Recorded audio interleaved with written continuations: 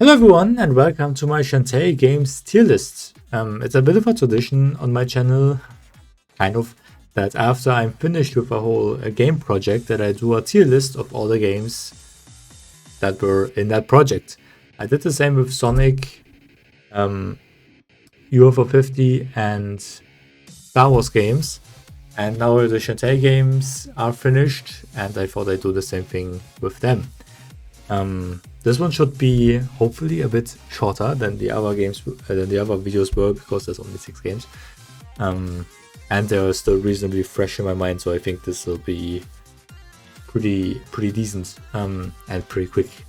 Not like a 2-hour video like the other ones were. Also, I'm pretty sure most of them will be in the upper rows anyway, because most Shantae games are pretty quality. There isn't really a bad Shantae game. My cat has zoomies, I'm sorry. But you know, this will probably not be as controversial, but you know.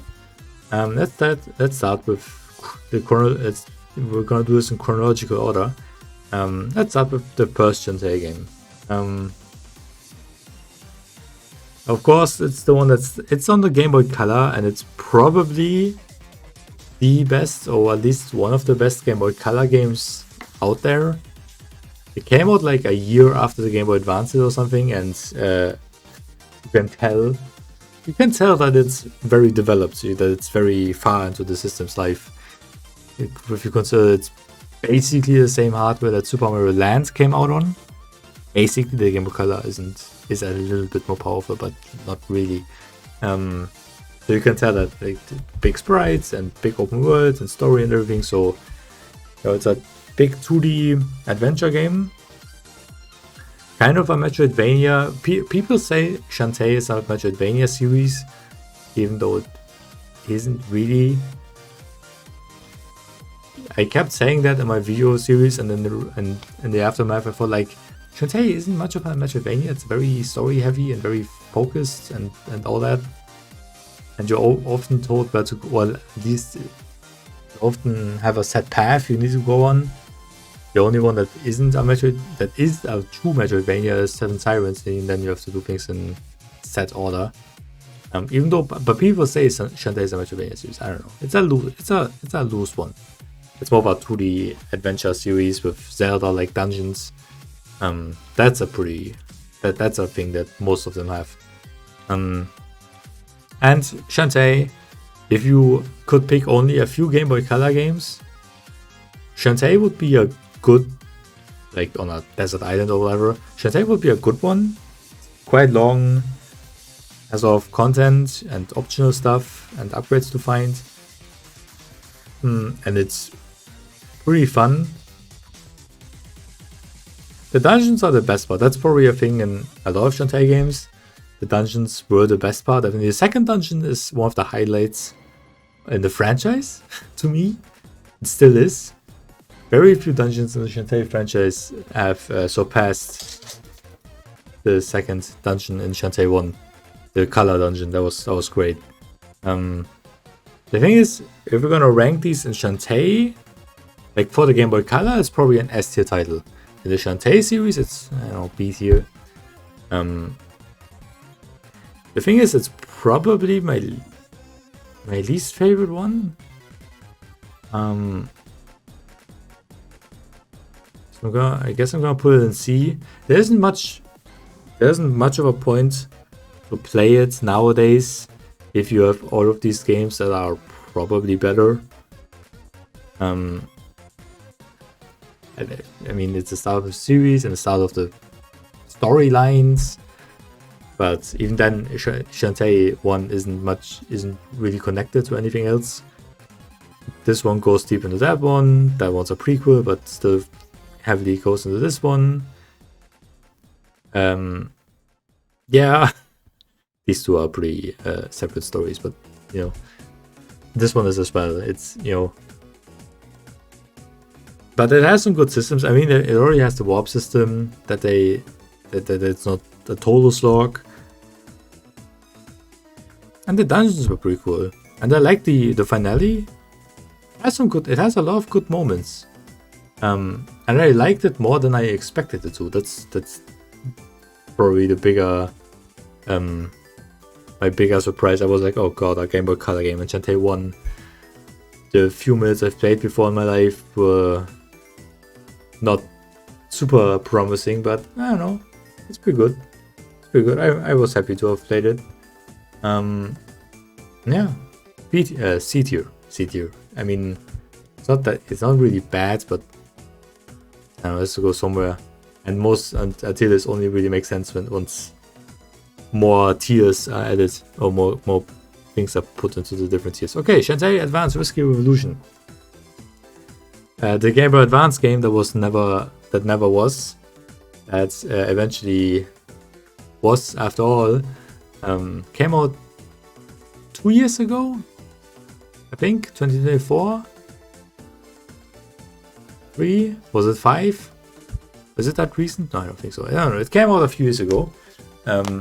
As the grand, it was a whole thing that there was a Game Boy Advance sequel to Shantae planned that was cancelled very late into the development cycle. It was like 90% done or something. There were screenshots, everything, and the game that did release after all looks very similar to the screenshots that were posted 20 years ago or something, 25, 23 or something. But it did come out after all, and its place in the timeline is where it would have been if it actually released on the Game Boy Advance, so this second game in the timeline. And it was fucking great. The dungeons were, I think, really good. I really did. This one has the Shantae as a franchise developed to be a comedy franchise with each spring. Shantae 1 doesn't have that many comedy, that doesn't have much comedic dialogue. I think Risky's Revenge started it a bit, but wasn't really hitting anything super funny. Not that all of its jokes fell flat, but it didn't really try to be a comedy yet. I think with like Pirate's Curse or whatever, it started to be very silly, and that carried back into Shantae Advance, and it's a very comedy-heavy game. Most of its dialogues were fucking gold. I think that was the funniest Shantae game in my memory. It was a very tight experience, very funny. The bosses were not good. Probably are the worst bosses in the franchise. Even the final boss. The boss fights were not the best. The biggest flaw of the game is probably the boss fights. Shantae has some good boss fights. Sometimes. It's not really the strong point of Shantae games. Yeah, I'm trying to think of a good boss fight, and I mean there were some fun ones, but yeah. But very funny, very tight experience. Not that long, but Game Boy Advance game, technically. But yeah, and it's, I don't know, the story was nothing crazy.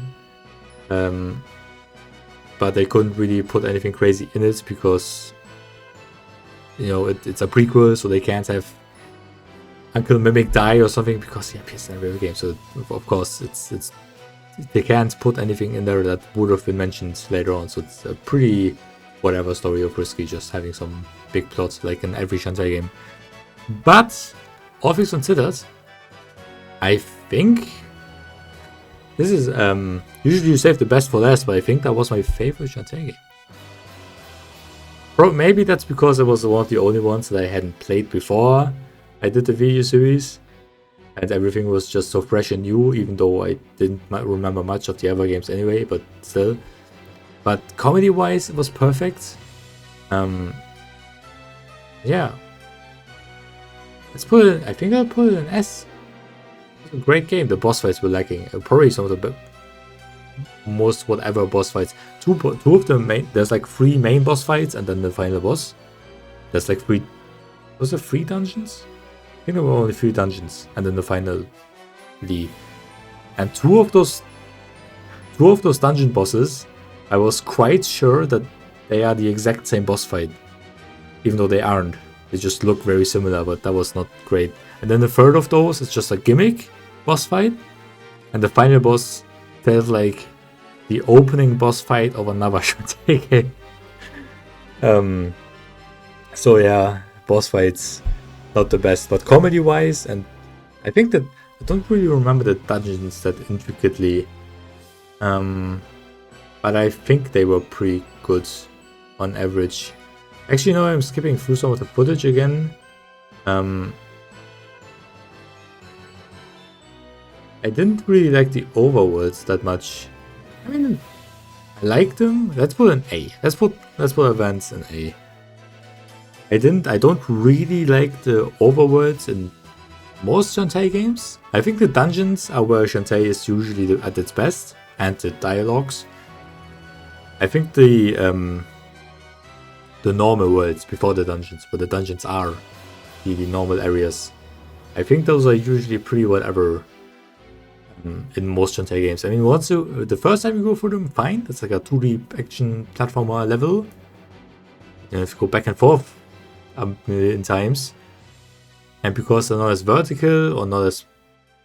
You know, in Metroid games, you have to go back and forth through the same areas multiple times, but I don't know, it's just a bit different there. In Shantae games, you mostly just go left and right and sometimes have to jump and then you fall down and then you have to go back where you came from to make it back up a few platforms and then you fall down again. So you have to go back and make it the platforms up. In Metroid games, for example, it's usually pretty tight corridors you just have to navigate. Shantae games, you don't have to navigate anything, you just have to do a platforming course that are usually not that difficult, but still, it's just a couple times, or there's just nothing in them, like in a certain fan favorite where I also think that the dungeons are probably the best thing about the game, but we'll get to that later. I think A is good. It's probably one of the best Shantae games, in my personal opinion, but you know. Shantae Risky's Revenge, the DSi game. The original sequel, or the true sequel, after all. Yeah, that was the one where the comedy started to come out. It's pretty short as Squid Baron makes his first appearance. A pretty short game. I think it was meant to be a part 1 of a multi-part game. Introduced a lot of characters that would become mainstays and stuff. And it has some pretty good dungeons. The 2 that it has. Wouldn't be. Considering how short it is, and how small it really is, just in general, there isn't really much to it. It introduces a lot of the characters that become mainstays. Squid Baron, Hypno Baron, Ammo Baron. It redefines the Mayor Scuttlebutt, and Mimic becomes Uncle Mimic in this game. In Shantae 1, he was never called Uncle Mimic. Shantae even calls him oopsie. Shantae just calls him Old Man at one point at the beginning. It never calls him Uncle Mimic. That only starts in Shantae Risky's Revenge. So it really like and makes like the Bolo Sky and Roddy Tops the trio of friends that Shantae has. I think. Kinda. Yeah, I think so. I think that should be where it really got started. They were nothing more than just important NPCs in their respective towns in the first game. It's pretty short. What are the downsides? It's pretty short. Yeah. It's like a Pirate's Curse. It's like 1/3 of Pirate's Curse or something in actual like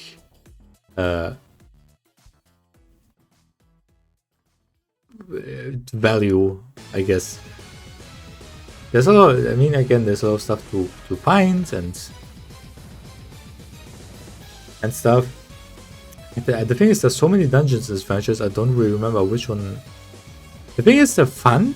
They're good puzzles. They're like good puzzle-like dungeons. But I think I don't really intricately remember many dungeons in the Zelda, many Dens of Evil or whatever in the Shantae series, except for like the color dungeon from Shantae 1,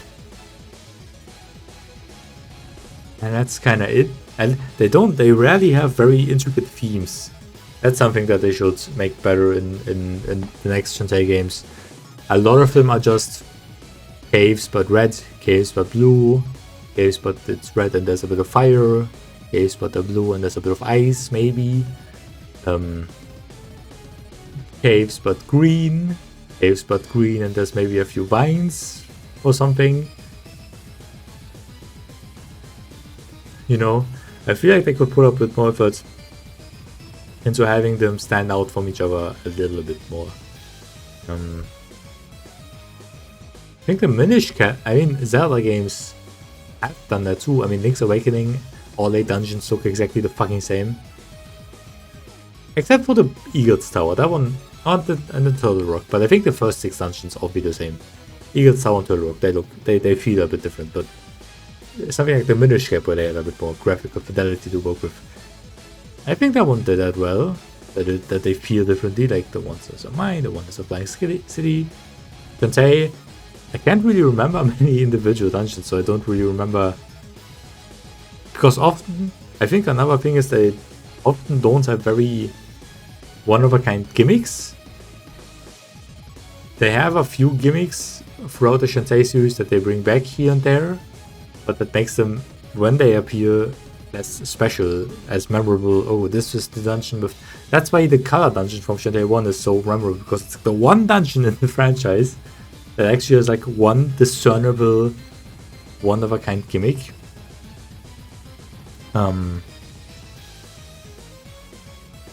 But I'm going off on a bit of a tangent.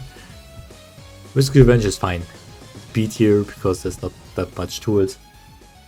I mean, it's worth to play, certainly, but like in the grand scheme of the Shantae franchise, it's a pretty short one.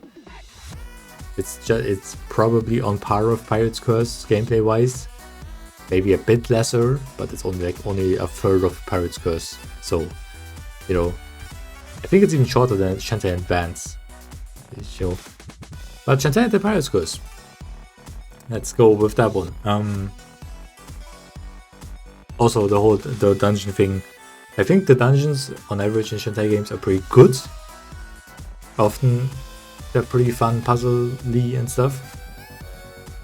But not often I find them not super memorable. They could put a bit more effort into making them have more interesting set pieces. Often they're just in the overworld, in like the setting, in the lore, in the universe, they're just random caves somewhere.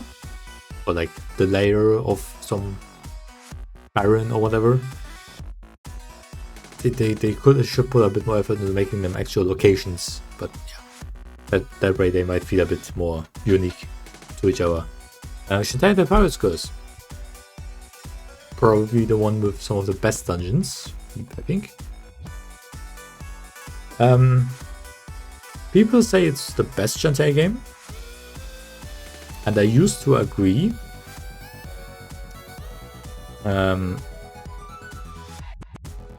That's the one with the comedy. It has the best story, probably. The whole thing with Risky and the Pirate Master. It's not that intricate, but it's pretty nice having Shantae and Risky work together and stuff. The pirate gears feel awesome, mostly because you don't have to dance to activate them first, but they're just abilities, they're just actual upgrades. I think they eventually incorporated with the transformation that Shantae can, the transformations that Shantae can use in Seven Sirens, with the actual transformations, but they are upgrades just to your moveset, which is, in my opinion, the best of both worlds, instead of having the magic side of Shantae completely disappear. But it actually makes sense, because in the last game Shantae loses her magic, so in this game she can't use it, so she has other means to use upgrades. That makes sense, that's all fine. And the story is great, and the way she gets upgrades is great.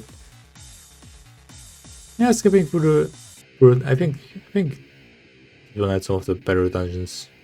They definitely had some of the best boss fights in the franchise. Except for Dragon. Dragon can go fuck himself. Pirates Quest goes an A, definitely.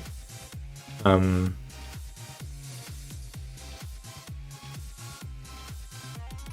wanna put both of them in S. Because thing is, I wouldn't know how to rank them separately. I think they're pretty on par. Actually, no, I think Pirate's Curse is better. Come on, let's not kid ourselves. It's Pirate's Curse. It's like the one Shantae game that got reasonably wider acclaim than any other game. So it's probably the best Shantae game. It's really fun. The finale is great. The thing is, the same with my biggest flaw with Pirate's Curse is the overworlds. Dungeons are good. The writing is great. The story is good. Well, there's dungeons good, story good, writing good. Upgrades, gameplay systems, collectibles, everything is fine. My biggest problem with it are the areas, the overworlds, the islands, through the dungeons, and yeah. You have to go through them so many times because you have to go to this city that is like five huge ass. It's like a 3-minute walk or something for an island full of enemies. The wolves do a shit ton of damage in the ice island, and there's this Mugbok island, whatever it was called, where you get barraged by enemies, and so you have to finally make it to the City of Souls or whatever. There's just way too much of that, and there's like not much to explore in that, except for very obvious optional paths that just lead to a collectible or something, which is fine, but there's not much to navigate there. You just have to go back and forth multiple times, and the more upgrades you have, the easier it gets, especially once you have the cannonball and the speed booster and stuff. You can just fly over everything, especially because the speed booster, which is not called that, but that's the Metroid equivalent, makes you invincible. So that's, you can just fly through but that's like 2 of the final upgrades, I think. So until you get there, that's a bit annoying to go back and forth through those areas. Probably not that big of a deal, but my god, that's not fun. That just isn't. That's not a good part of the game.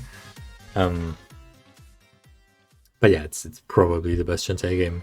Although I think Advance is a pretty good in the running here. Shantae Half Genie Hero, considered the black sheep by some, and I think I get it because it's basically it gets rid of the dungeons, which I think is the only one not to have that. Yeah, gets rid of the dungeons, which is, as I've just said multiple times, probably the best thing about the Shantae series. It has some pretty good humor, although I think it's not as great as some of the other games, not quite as funny, in my opinion. Yeah, it doesn't have the dungeons, and it basically just has the areas, the overworlds. I don't really know what to call them, the normal 2D segments, levels. And you have to. The problem is, it's still a Metroid. It's more of a Metroidvania than the other games in that sense. Still, you keep having to navigate those, but there's still 6 distinct. Also, it's not an interconnected world like all of the other games were. Kinda. No, I mean they really weren't. Pirates Curse and Advance serve segmented places, but not. Still. This one has the segmented places and is a Metroidvania, but all those places are only from point A to point B. The other games, at least, you start at point A and you usually only go in one direction, but it's still supposed to be a place you can explore. in Shantae Genie Hero, all of the places you explore kind of are built like actual linear levels, just with optional things to find. So you have to keep going back through those levels multiple times so you finally get to the room you need to, because first you usually do the level once without doing any optional stuff, story-wise, like the actual story of the level. And then you go back to the town, you talk some stuff, and then some character says like, oh, I need 10 finger magics, or you'll find them in a level you've already been to. So you go back to that level and have to play it again, but explore more this time. And that's not great. The levels themselves are fine levels. They could have just made this game a 2D platform, just a 2D adventure platform, or give it 15 levels, whatever. Or do it like Shovel Knight, 10 levels, 9 will survive, or Mega Man, any of those. Just give it a few platform levels. Would have been entirely different than Shantae has ever been, but probably a better game in the end. So making it... The thing is, it's technically 6 levels in this game, but one of those is the final level. You only enter it to do the final boss.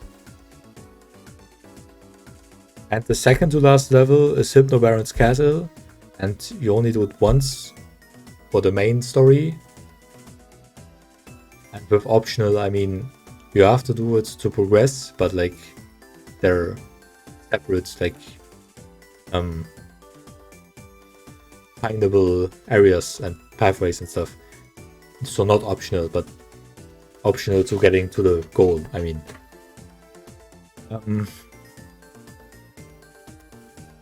Yeah, and the second to last level, you only do it once to get to the goal. You have to get there one more time right after, just to make it to a specific character somewhere in the level to talk to him and give him something, or get something from him, whatever. So it's only really 4 levels you keep having to re-explore. And 80% of that is Mermaid Falls. You have to go back to that level a million times throughout the storyline. With a million times, I mean like 4 or something in total, but it's a lot. It's too much. Actually, Hero really is like cheap. I think it's fun, but it's really not that great. I mean, it's a fun game. It's a good game. It's funny. Gameplay works. It's the first one that has like drawn sprites, drawn characters and stuff. They look great. Shantae is cute, and yeah, but the humor is not quite as great, and the structure is not that great. I know what they were going for, and I think it could have worked, but it just didn't the way it did. Probably, I mean, Shantae 1 is, I would still rank below it because it's a Game Boy Color game, and it's still aged. It's aged well, but it's still aged. And it's a Game Boy Color game. I like retro games, I like Game Boy games, so I won't play so many of them, but I would rather play a modern game with quality of life improvements and stuff than, even if it's the black sheep of its franchise, then, yo. At that Shantae and the 7 Sirens. Yeah, it's probably an high A tier, at least. This one is the most Metroidvania than any of them have ever been. It's the first one that actually has one interconnected big world. No, Shantae 1 technically did have that, but this one is actually vertical. This one is like, has actually a world map like a Metroid game. It's vertical, it's horizontal. There's a bunch of different pathways that all interconnect once you've got certain upgrades, but still has the dungeons. This 6 dungeons, I think. Yes, 6 dungeons that are still like those caves. You know, sometimes in Shantae games, usually it's like or yeah, that you just walk past some gate that is like in a mountain or in a cave or whatever. It's like you need to find the key or whatever in the story. Like eventually in the story, then you get a key, you get in there, and then you go in as the dungeon in there as a separate entity.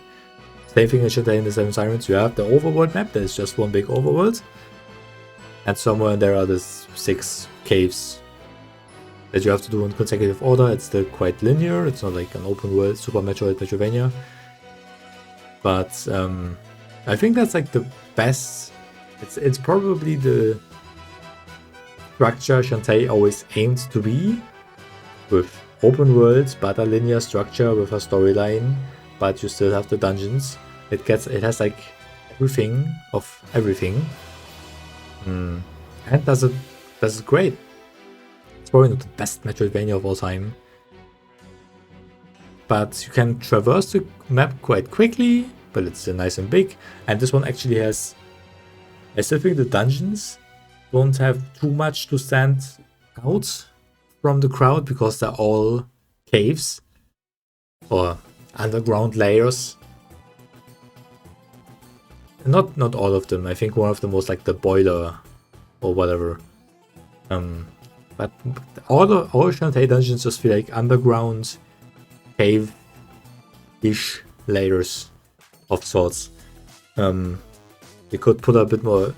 There's a like, but the area, the Metroidvania map, the actual Shantae, like the overworld, that one has actually different areas. They have different colors in the world map. One of them is like a sunken shipyard. One of them is like an underground laboratory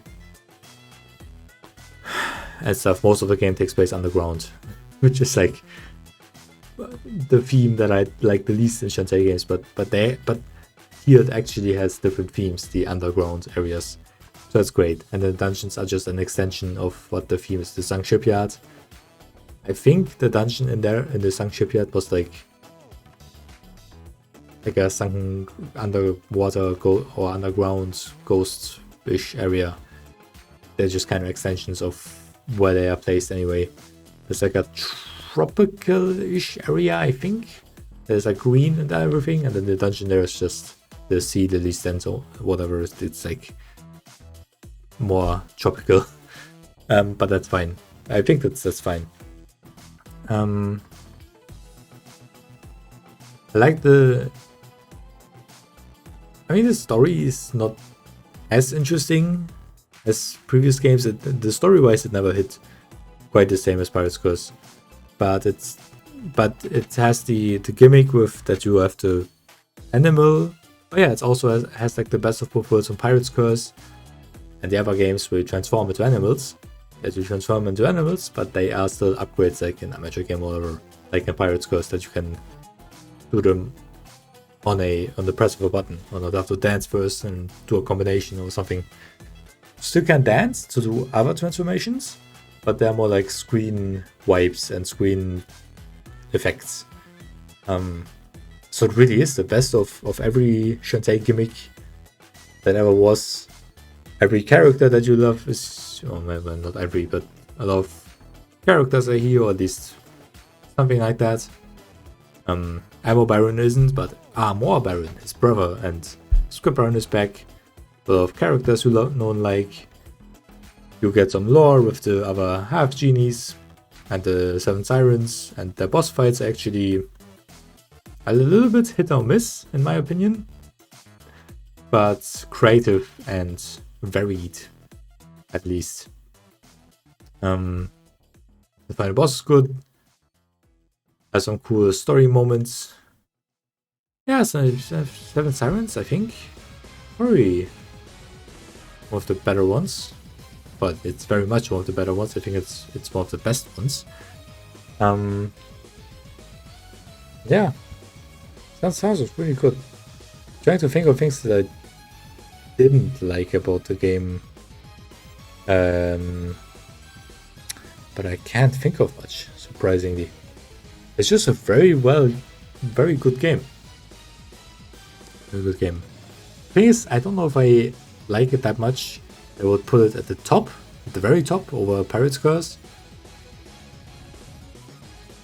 because there's just something about Pirates Curse just is so. I prefer the sprite art, or the pixel sprites of Pirates Curse.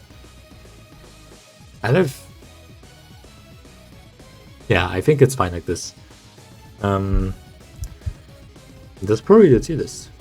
I think these two are very much the best games. Advance I would like to put here, but it's a bit awkward like this. But someone has to be in C. Do I put half Genie Hero at the bottom? No. Yes? No. Okay, I think this has to be it. There just isn't a bad Shantae game. Or at least not terrible. I mean, C is not. But yeah, but both. Nah, half Genie Hero wasn't that bad as people say. I think this is fine. I think those three games in S tier is just what they are. Pirates Curse, Shantae Advance, and Seven Sirens are just all peak games. Very different from one another. They all have very different structures. Seven Sirens is one big open Metroidvania. Shantae Advance is a lot of smaller areas. Pirates Curse is like a middle ground. But I don't know, it's all very good. All very good games.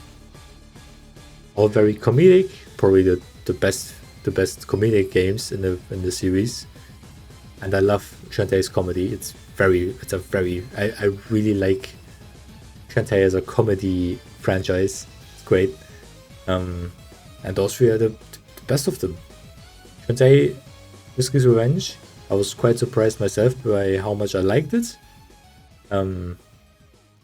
It's just Pirates Curse, but the prologue of Pirates Curse. I mean, it's not like a third of it, half as long as Pirates Curse, maybe a little bit less than half. No, it's not that much shorter. It's like half of Pirates Curse. It's a good half of Pirates Curse. It's like a Shantae and the Pirates Curse 0.5, the prologue, the prequel. I don't know. And Shantae 1, it's really not bad, especially for Game Boy Color. For the Game Boy Color, but